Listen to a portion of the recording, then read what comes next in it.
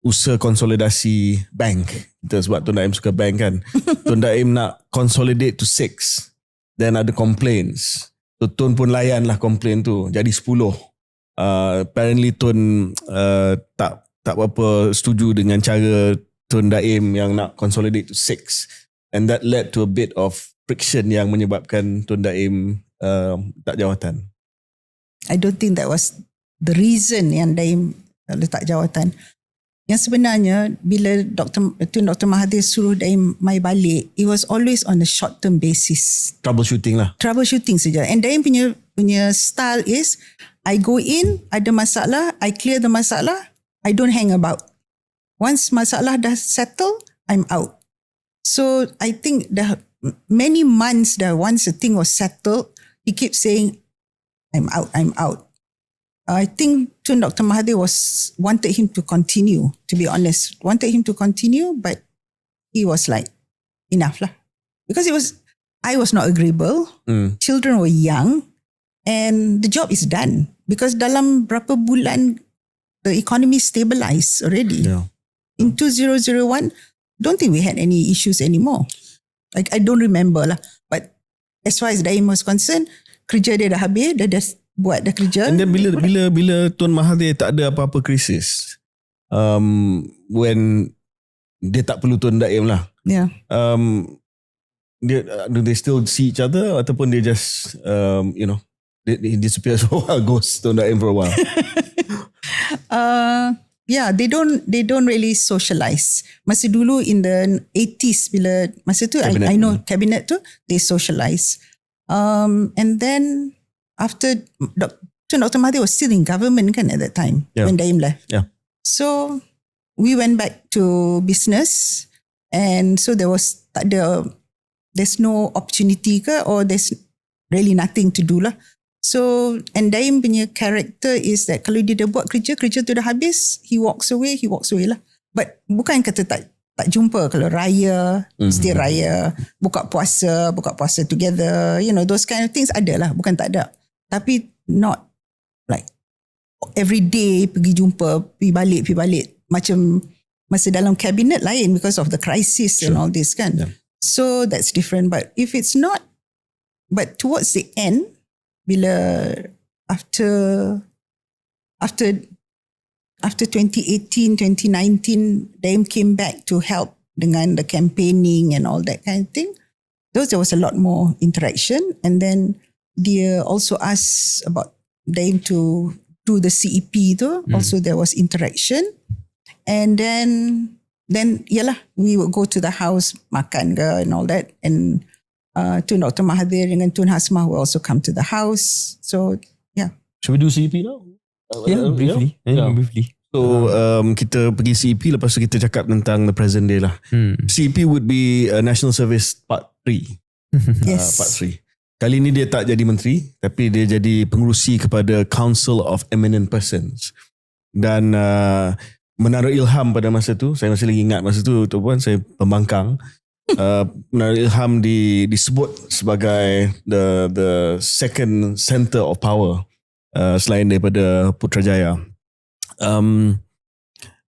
Apa tugas dan sebab masa saya jadi menteri pun, Tuan, saya minta laporan CEP tu. I thought I get it because I was minister, tapi tak dapat.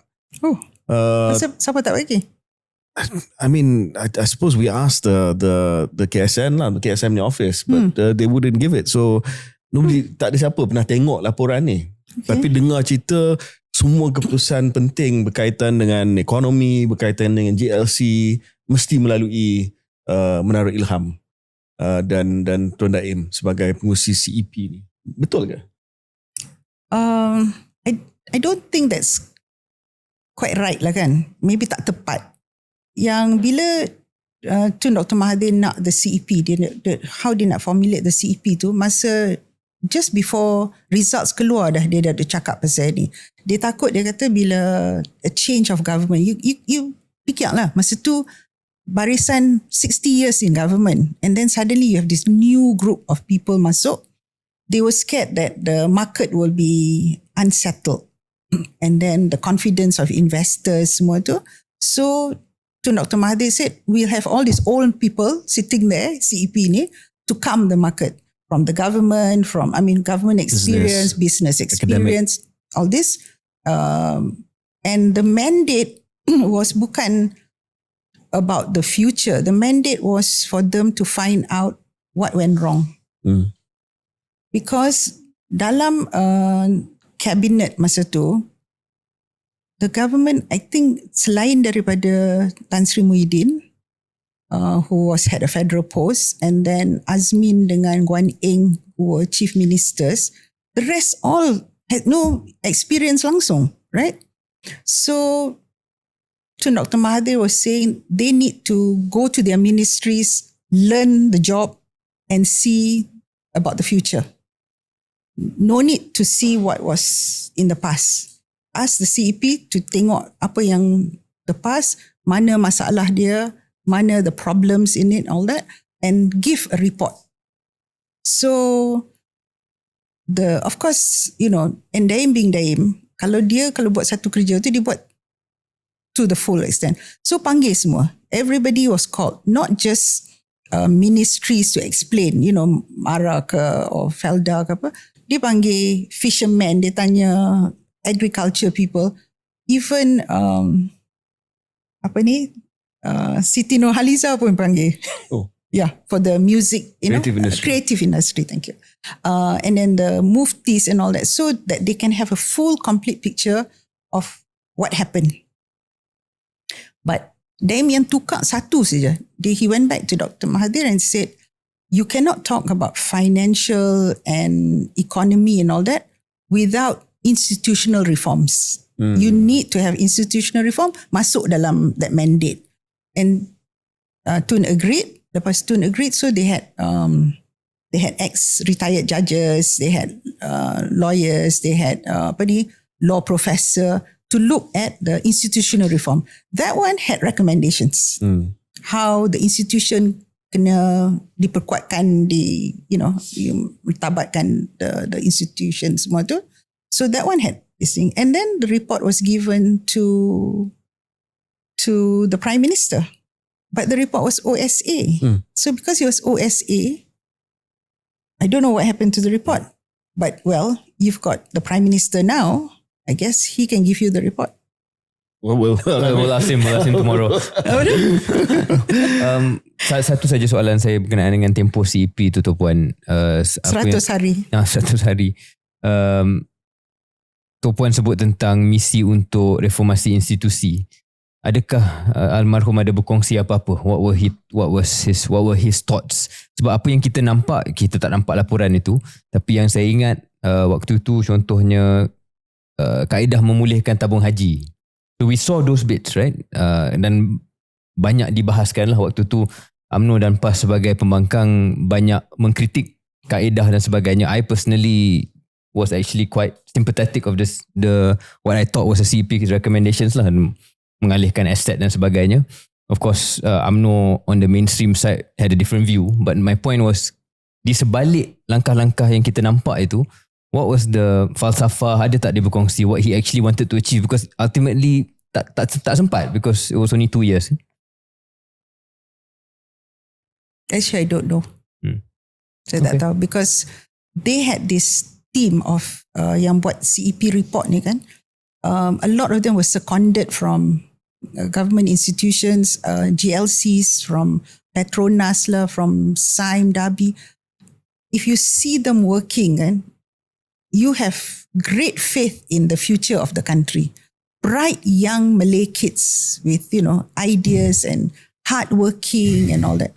So there was a whole CEP punya working group, CEP punya working committee, subcommittee, macam-macam lah was going on there. And then every day, pagi, petang, ada meeting after meeting and all this. I was not involved. Okay. So Puan, kita... Saya jaga ubat dia saja. Kita masuk ke dalam mungkin bahagian terakhir interview kita. Dan mungkin bahagian yang paling susah atau sukar nak dibincang. Tapi saya rasa dan Syaril rasa kita kena tanya jugalah. Ini berkaitan dengan... Sebab kita nak cuba gambarkan legasi Tun Daim dalam episod ini sebagai seorang troubleshooter, sebagai seorang Malay economic nationalist. Kita ada perbahasan tadi berkaitan dengan whether the model was suitable or not. But I think it came from the right place lah. Of this person yang datang similar worldview dengan Tun Mahathir.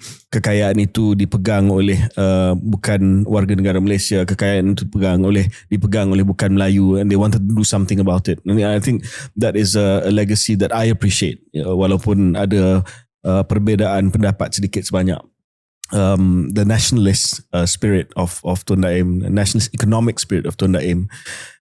Tetapi unfortunately Tok Puan, legacy Tun Daim terutamanya pada hujung hayat beliau terkait dengan kes inilah. Minta maaf Tok Puan terpaksa bangkitkan isu ni.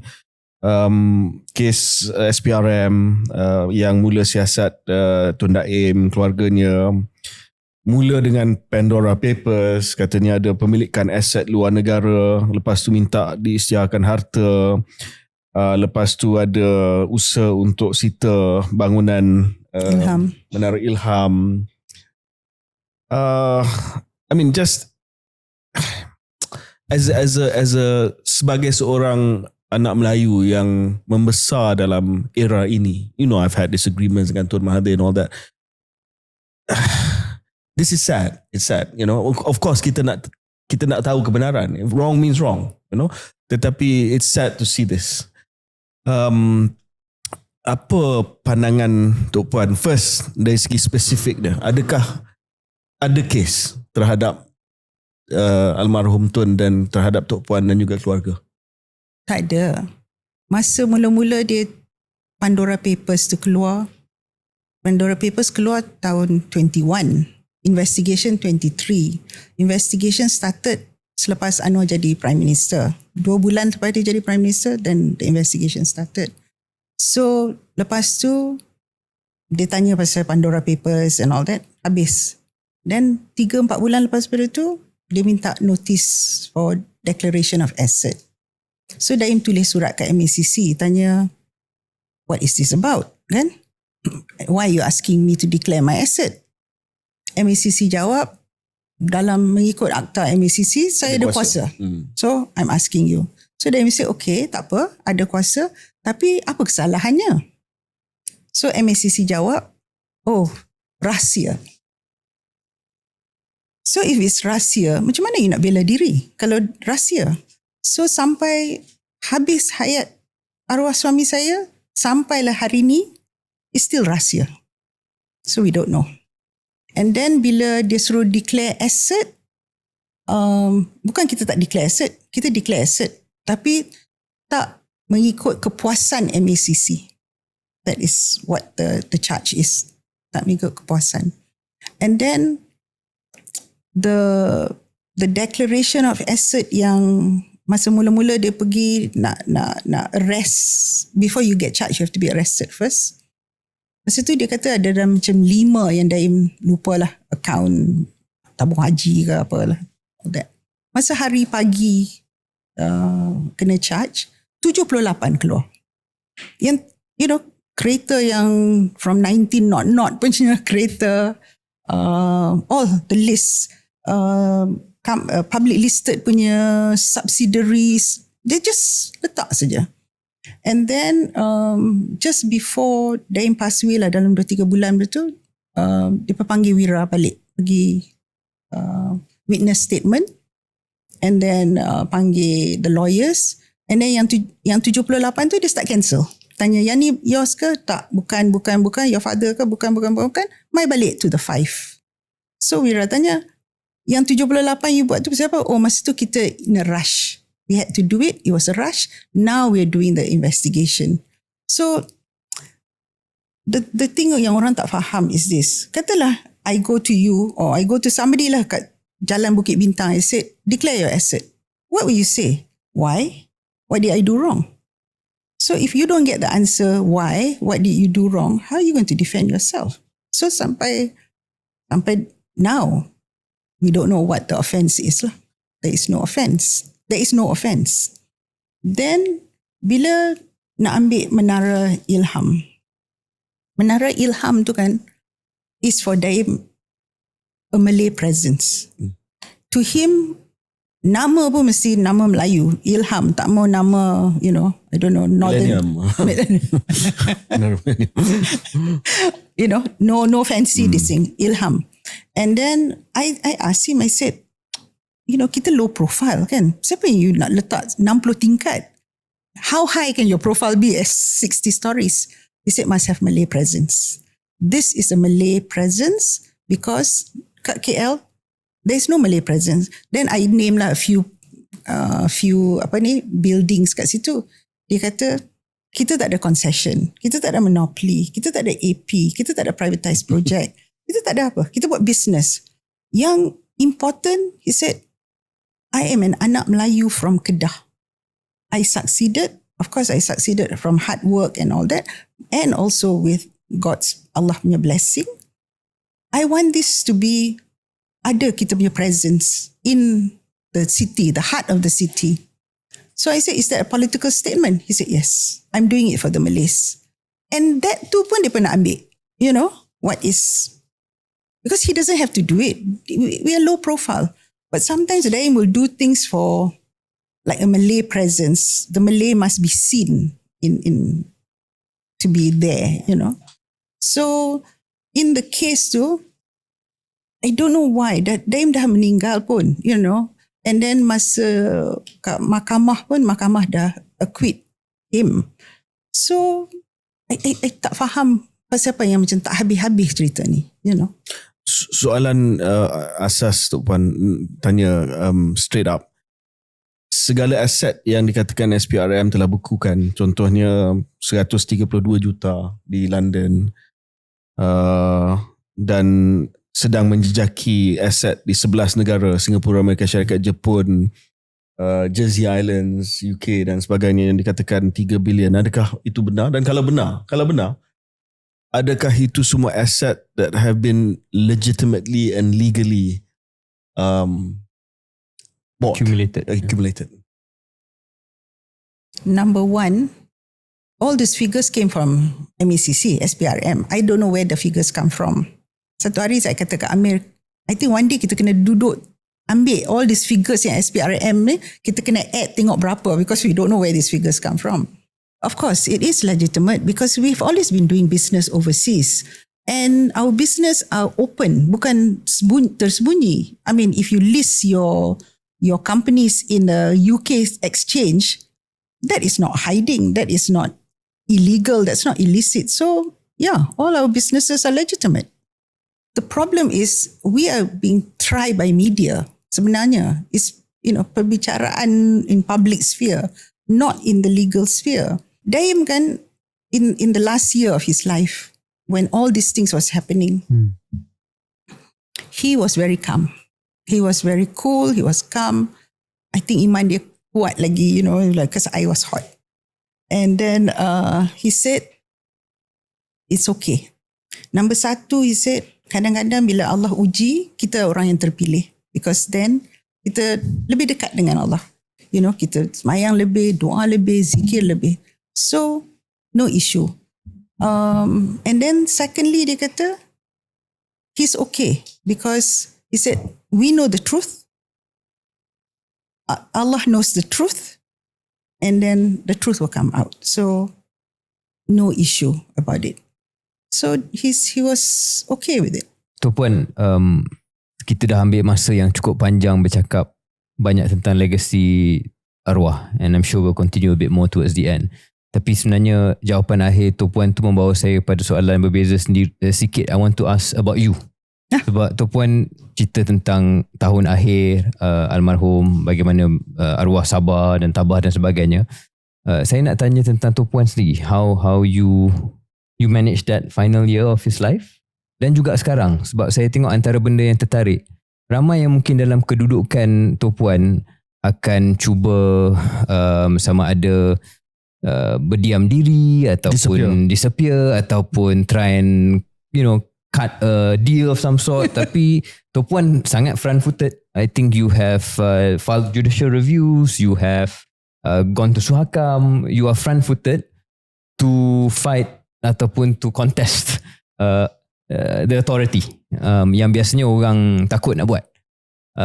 Tell us about how you are managing this whole thing lah sekarang ni. Without Daim, it's been very difficult. Because Daim and I are partners. We discuss legal matters. Dia legal background, I legal background.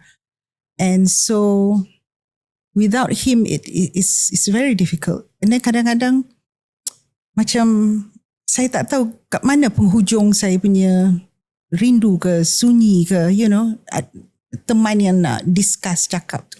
So it is difficult. And then, but saya ni kan, kalau I always say, saya anak Mami Penang. You jangan lawan dengan anak Mami Penang. Kan? So, I don't like bullies. It's all bullying. So, when they bully, I fight back. And so, I fight back with the basis that, with legal and all this. And then, the way I look at it, macam saya katalah, saya tak tahu kat mana penghujung saya punya rindu dengan sunyi, dengan kehilangan suami yang saya sayang dan cinta semua tu. Then I look, kalau orang yang buat ni semua, there is a penghujung to them. A prime minister cannot be a prime minister forever.